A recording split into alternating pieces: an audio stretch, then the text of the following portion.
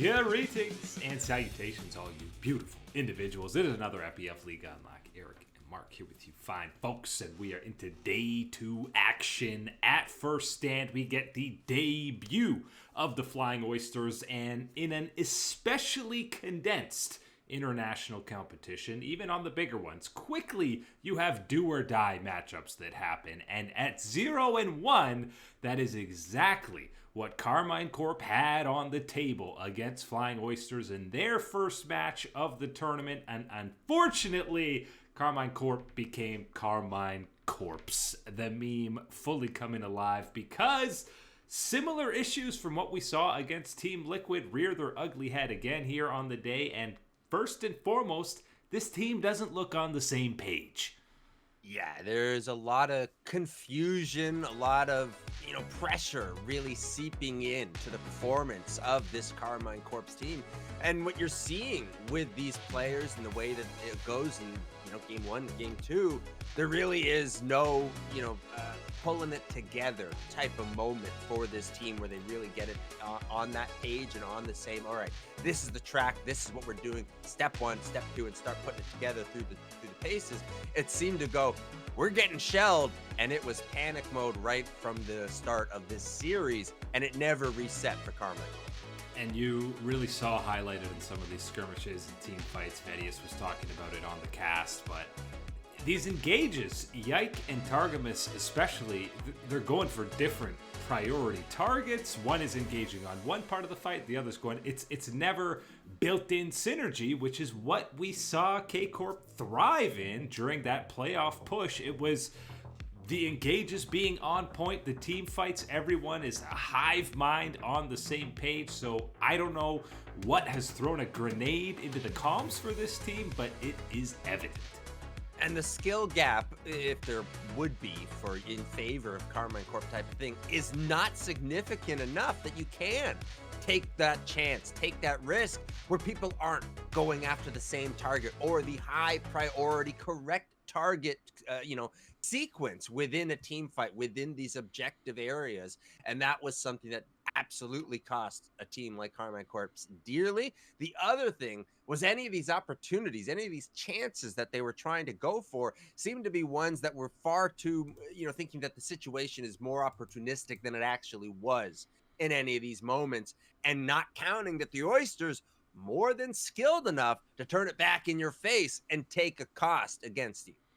And, unfortunately, Yike is maybe speed running to a death record at an international event, 11 more on the day in these 2 games. But let's look at the positive side of things, because Flying Oyster, yes, K-Corp did not look on the same page, but the boys from the LCP looked absolutely fantastic. Junjia puts on the Skarner nerfs be damned. This guy's pathing and gank opportunities on both that and the Sejuani completely took over pretty much every lane for the Flying Oysters, and this squad was the complete opposite of K-Corp. When someone engages, all 5 members were on the exact same page instantly.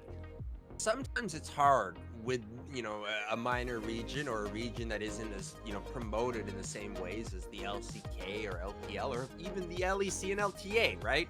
You look at it and it's hard sometimes to judge the consistency that you might get from these performances, the level that you can raise yourself up to or you might drop down into type of situation.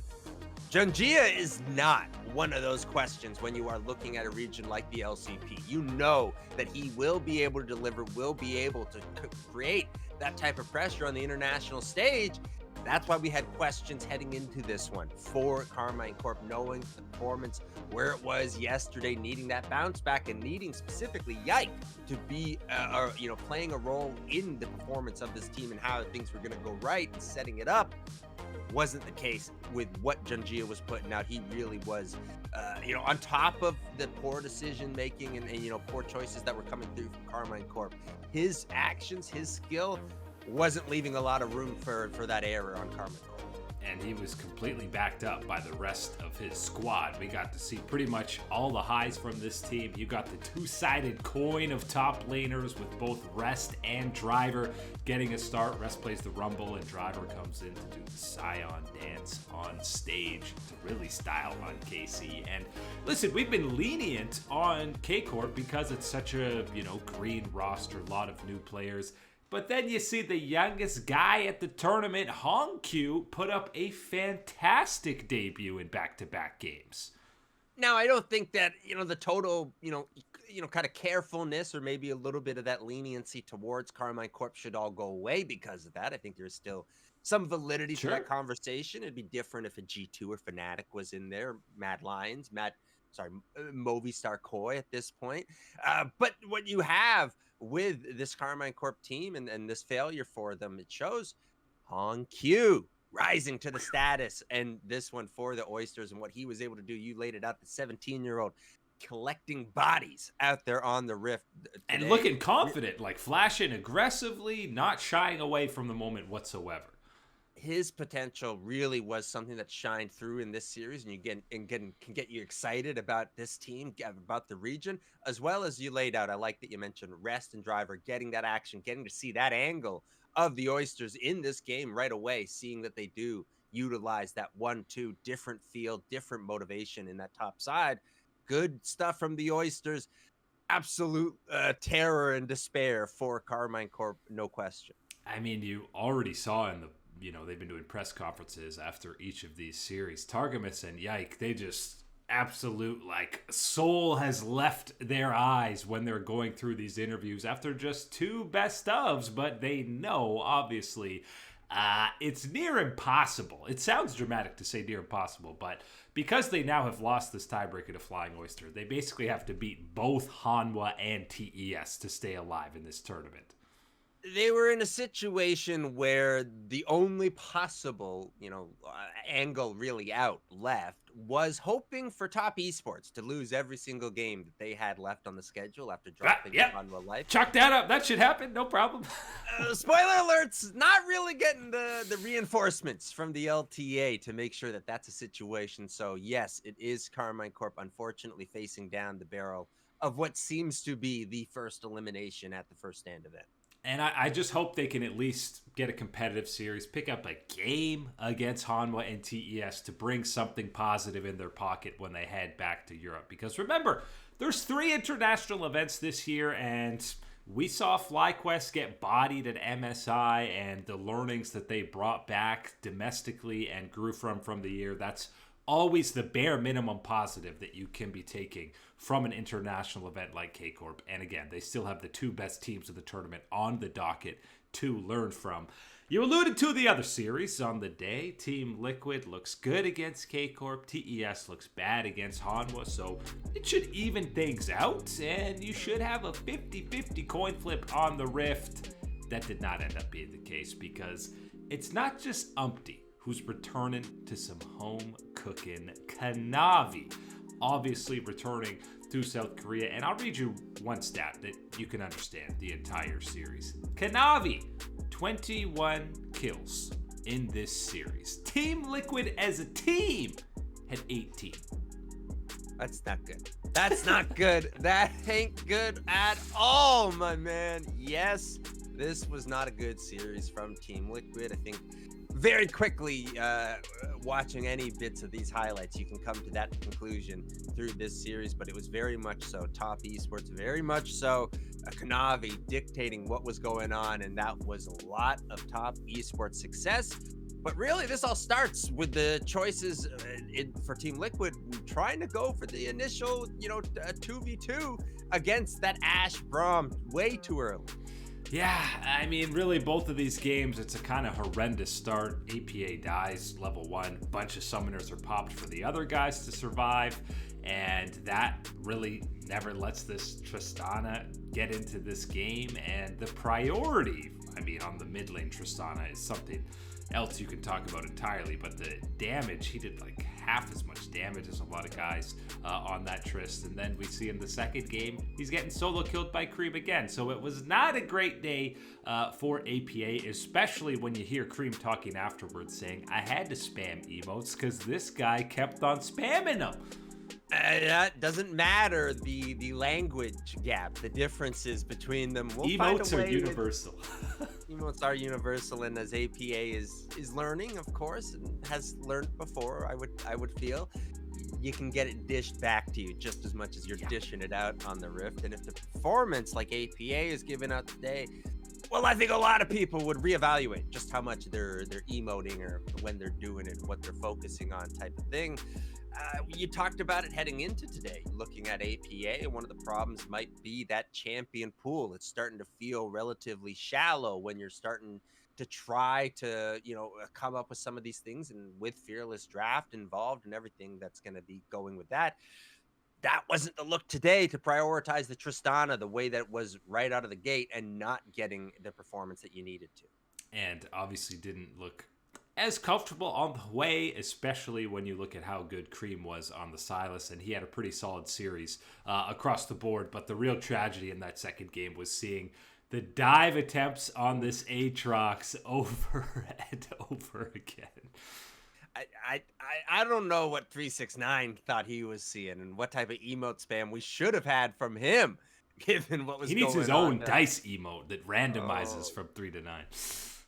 Team Liquid needs to not do what they were doing in that game too, making a couple of these plays. Really, I think that was just, everything was gone at that point. They weren't restricted, and it was full desperation, trying to see if anything could stick, knowing that unfortunately everything we're throwing is feeding up Mr. 369 at this point.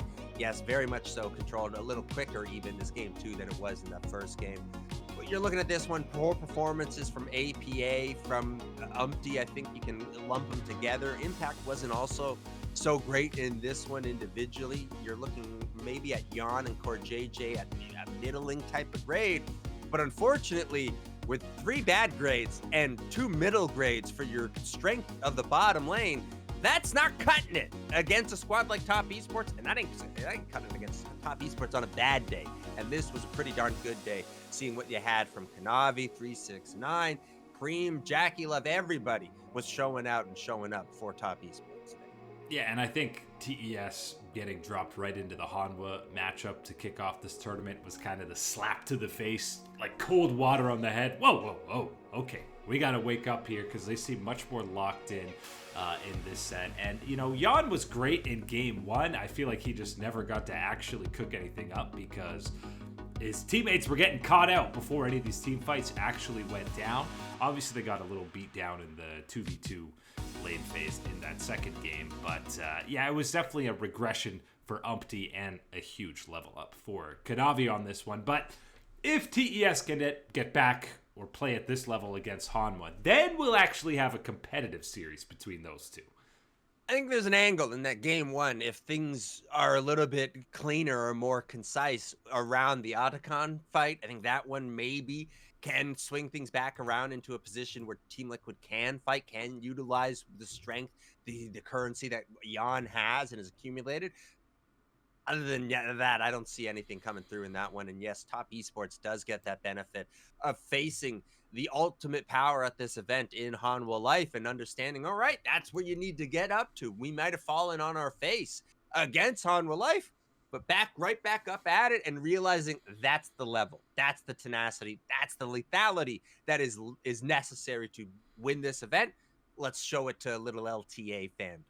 And their next victim might just be the LEC as they match up against K Corp in day 3 action. And very curious how many times do we see at international events when you're not playing for anything?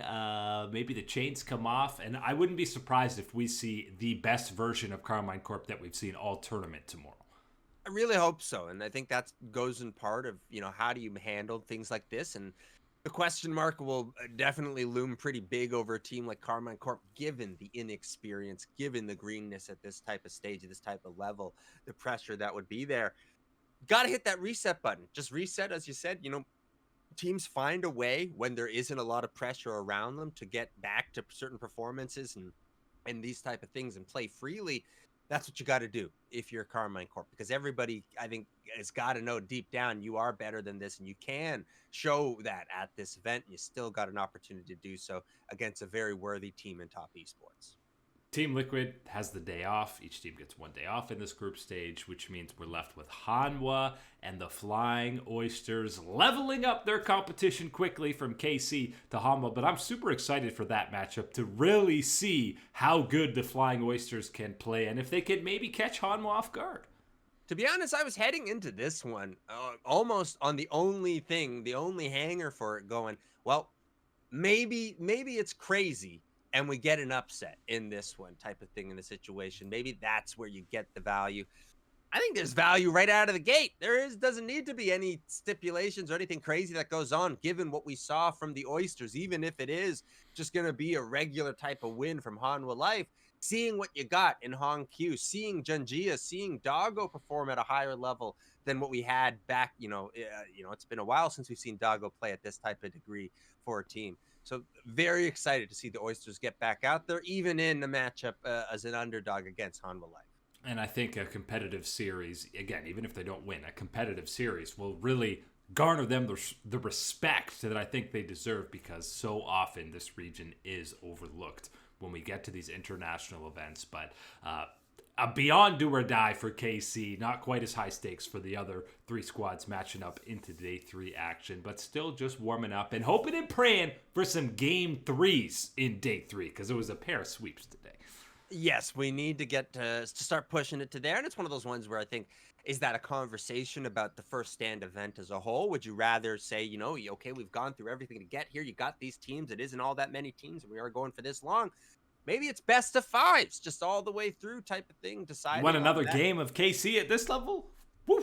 That is the always ever efficient counterpunch to that type of conversation. So I think it's just one of these ones where we're going through it right now. And hey, first stand so far, taking notes on what we want to change and improve for next time. It's a work in progress. We're just happy to be here and to have another international event. But that is it today for Liga Unlock. Eric and Mark here with you. Beautiful people. Thanks for hanging out and supporting as always. We'll catch you on that flippity flip.